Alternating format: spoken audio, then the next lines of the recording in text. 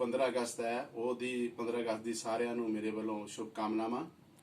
ਤੇ 15 ਅਗਸਤ 1947 ਦਿਨ ਸ਼ੁੱਕਰਵਾਰ ਜਦੋਂ ਭਾਰਤ ਆਜ਼ਾਦ ਹੋਇਆ ਸੀ ਸਾਡਾ ਦੇਸ਼, ਉਸ ਟਾਈਮ ਤੇ ਮੈਂ ਜੋ ਸ਼ੂਰਬੀਰਾਂ ਨੇ ਮਾਰੇ ਜਿਹੜੇ ਸ਼ੂਰਬੀਰ ਹੈ ਉਹਨਾਂ ਦੇ ਉੱਪਰ 2 ਲਾਈਨਾਂ ਲਿਖੀਆਂ। ਉਹ ਲਾਈਨਾਂ ਮੈਂ ਪੇਸ਼ ਕਰ ਰਿਹਾ ਤੇ ਉਮੀਦ ਕਰਦਾ ਕਿ ਤੁਸੀਂ ਇਹਨਾਂ ਲਾਈਨਾਂ ਨੂੰ ਲਾਈਕ ਔਰ ਸ਼ੇਅਰ ਕਰੋਗੇ ਤਾਂ ਕਿ ਮੇਰੀ ਵੀ ਹਾਜ਼ਰੀ 15 ਅਗਸਤ ਦੇ ਵਿੱਚ ਲੱਗ ਜਾਏ। तो मैं शुरू कर लगा जी, जरा सुन के।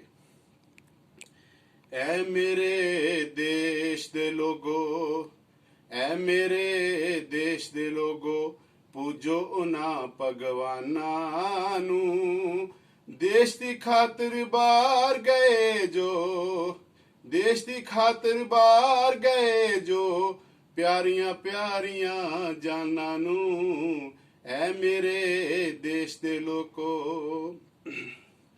शेरां दी छाती ते बह के मौत जिन्हां ने मंगी ए, खून दियां नदियां बिच डुब के गोरी चंबड़ी रंगी ए।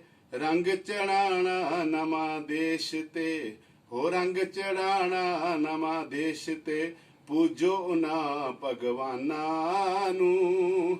देश दी खातिर बाहर गए जो, देश दी खातिर बाहर गए जो, प्यारियां प्यारियां जानां नूं।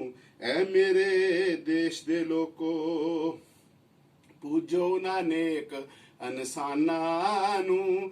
देश दी खातिर बाहर गए जो, प्यारियां प्यारियां जानां नूं। किहनूं नहीं जीवन दियां लोड़ां, हर को जीना चाहुंदा ए। इस जीवन दे जीने खातर बंदा की जाल बछाउंदा ए। जीना हुंदा उस बंदे दा, ओ जीना हुंदा उस बंदे दा, जो देश लई मारे अरमानां नूं। देश दी खातिर बाहर गए जो, प्यारियां प्यारियां जानां नूं।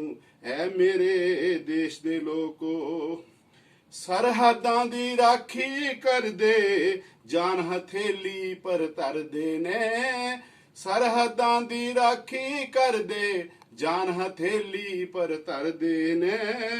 सर्दी गर्मी हर मौसम बिच गोलियां अगे खड़दे ने।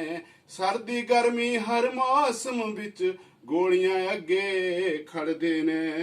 धन ओ मामा जिन्हां ने, ओ धन ओ मामा जिन्हां ने, जम्मे पुत है जय बलवानां नूं।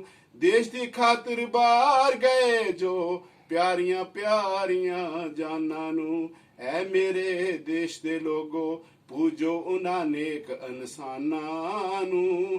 देश दी खातिर बाहर गए जो, प्यारियां प्यारियां जानां नूं। प्यारियां प्यारियां जानां नूं। जय हिंद।